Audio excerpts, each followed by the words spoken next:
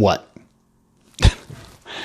All right. Happy Thanksgiving. Yes, I'm wearing a pumpkin pie on my head. Part of the Galini tradition. My wife started this years ago, and we do it. We wear these every year. I've been wearing a turkey hat all day, but why not show off some of the other hats that my wife makes us wear? We all enjoy doing it. So, but I wanted to answer a couple questions in my festive Thanksgiving hat. Okay. So looking for advice, suggestions on what would be the next step to take if your proposed IEP and the PLAAFP is it's a present level of performance, basically. Baselines, present level of functioning, things of that nature. It's just depending on the state, that's the acronym they use. Okay.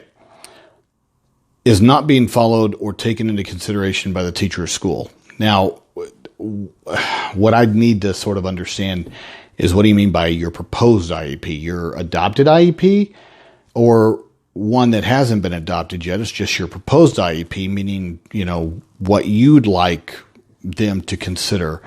I'm going to assume that it is your current IEP and that the school's just not following it. And,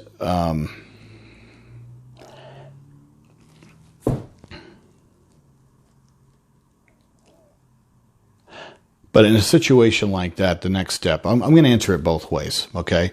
That it's your proposed because they're not taking, your advice on your child's present level of performance and where your child is as opposed to where they think your child is.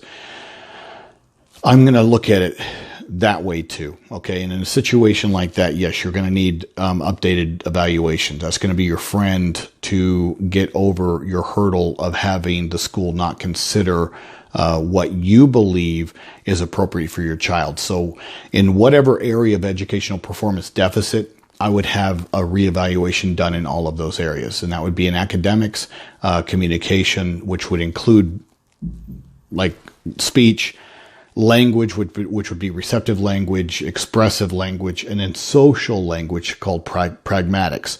And then you would have your educational performance area of social emotional development that would include behavior. Depending on the age of your child, if they're 14 or ninth grade, then you would also have transition evaluations. What are they going to be doing after they age out? Are they going to go to college? Do they need to learn independent skills? Do they need supported employment? Things of that nature. Or depending on the severity of the needs of your child, they may need functional assistance, functional goals and services, meaning toileting or brushing their teeth, things of that nature.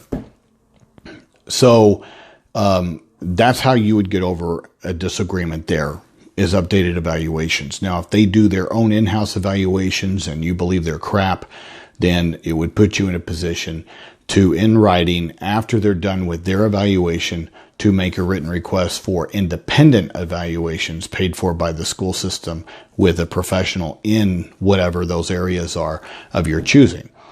You don't get one independent evaluation. You get an independent evaluation, or the district will consider, you have a right to it, but they'd have to agree to it, or file due process against you to defend their own. Few school systems do that because it's just expensive to go to due process. But I don't want you, because I have some school districts out there that try to tell parents they only get one independent evaluation. It's not true. You can ask for a request, an independent evaluation in any singular area that was assessed. Okay. So if they do an achievement, and an IQ, then you get an achievement and IQ. If they do a behavior in the form of an FBA, then you can ask for an independent FBA. Same thing in speech and language, same thing in OT. Okay. Any of the functional areas, you get the drift. All right. Now let's say it is the current IEP and they're just not following your current IEP and all the things that go along with it. Now, what do you do in a situation like that? You can trigger any of the dispute resolution safeguards. Okay. Now, if you live in a state that offers facilitated IEP meetings, then I would try that first. And the state will send somebody to help participate in your IEP meeting and help guide a civil exchange of communication to break through any kind of disagreements, so that you can reach consensus on your IEP team. That's a good option as a step one. It doesn't destroy your rights in any other areas. Mediation. All right. The state will provide a mediator, trained mediator, free of charge. And mediation can either be in like a conference room together, but typically what ends up happening is that they'll put the school people in one room, you in another room, and the mediator will go back and forth until an agreement's reached. Those are confidential, which means if you don't reach an agreement, then, no harm, no foul. Neither party can use that mediation opportunity against you, or you can't use it against them. It's a confidential process. If you reach an agreement, then, the school needs to do it. If they don't do it, then you can jump right into federal court to compel on the agreement if they're in violation.